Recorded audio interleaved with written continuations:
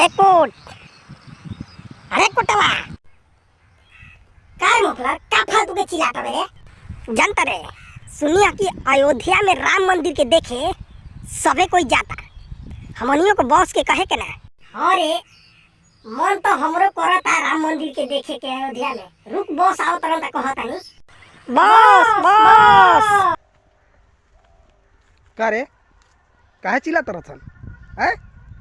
Boss 22 जनवरी के बहुत लोग जाता अयोध्या में राम जी के देखे, हमनियों के ले चली ना। ए ठंडा के दिन बा का चलल जी रे, एजी ले गोड़ लाग लिया सन।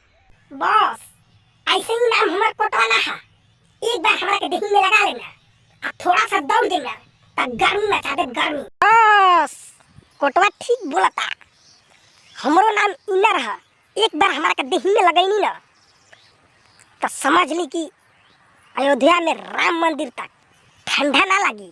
बॉस कोटवा इनरवा ठीक बोलता रसन, हमरो के कान में बांध ली चाप के, हम कौना दिन काम आई आ देखा तनी रोकाई गर्मी कौना के बाप से। ना मन बसन तो चला सन, 21 के चलल जाई, 22 के पहुँच जाइल जाई, नहा धोवा लिया सन।